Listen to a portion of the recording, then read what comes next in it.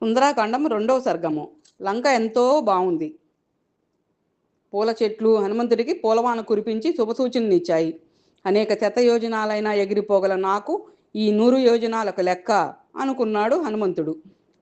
అనేక వృక్షాలు, ఉద్యానవనాలు, జలాశయాలు ఎటువైపు చూచినా కళ్ళకి ఇంపుగా గోచరించాయి. దొంగతనంగా తాను తెచ్చిన సీతమ్మని రాముడు దండయాత్ర చేసి తీసుకెళ్తారేమోననే భయంతో రావణాజ్ఞపై ఎందరో రాక్షసులు ధనుర్బాణాలతో లంక చుట్టూ కాపలా కాస్తూ కనిపించారు. ఎత్తైన త్రికూట పర్వతం మీద ఉంది లంక. లంక చుట్టూ పెద్ద అగడ్త. అగడ్త అంటే శత్రువులెవరూ లోపలికి రాకుండా తవ్వి మొసలను ఉంచిన అగాధమైన కాలవని అర్థం. లంక చుట్టూ పెద్ద అగడ్తల్లో కలువలు కమలాలు ఉన్నాయి. అగడ్తను ఆనుకొని బంగారపు రేకు తాపడం చేసిన ప్రాకారం, పెద్ద ప్రహరీ గోడ ఉంది.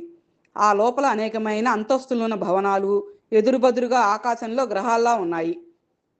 ప్రాకారం బంగారపు రంగుతో, భవనాలు వెండి రంగుతో ఉండి మేఘమండలం దాకా ఉండడంతో మేఘాల రంగు కూడా ఈ రెండిటికి జతపడి చూడచక్కగా కనిపించింది.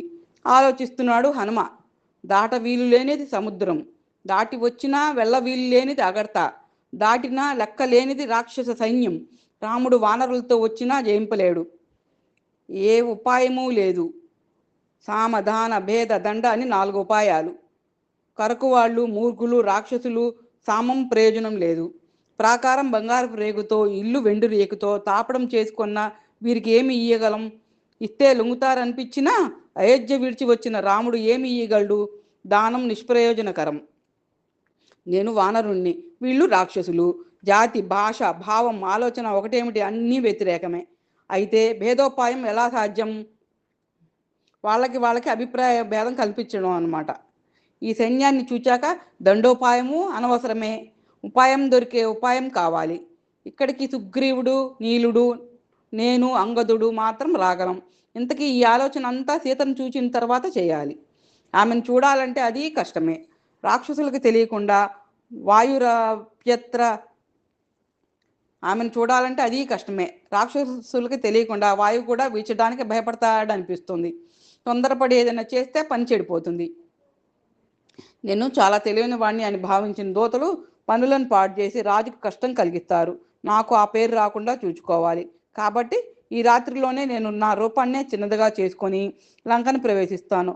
అన్ని భవనాలని రాత్రిపూట వెతికి వెతికి సీతను తప్పక చూస్తాను అని నిశ్చయించి రాత్రిపూట సీతా దర్శనం కోసం ఉబలాట పడుతూ సూర్యాస్తమయం ఎప్పుడవుతుందా అని ఎదురు చూచారు హనుమంతులు.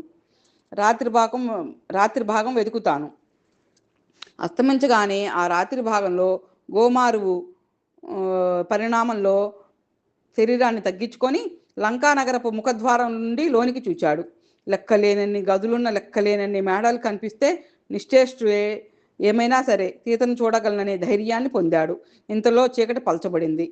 తనకి సహాయపడే వానిలా తెల్లని కాంతితో ప్రకాశిస్తూ చంద్రుడు ఆకాశంలో ఉదయించి తామరలతో నిండిన సరస్సులో విహరిస్తున్న హంసలా కనిపించాడు. జై శ్రీరామ్.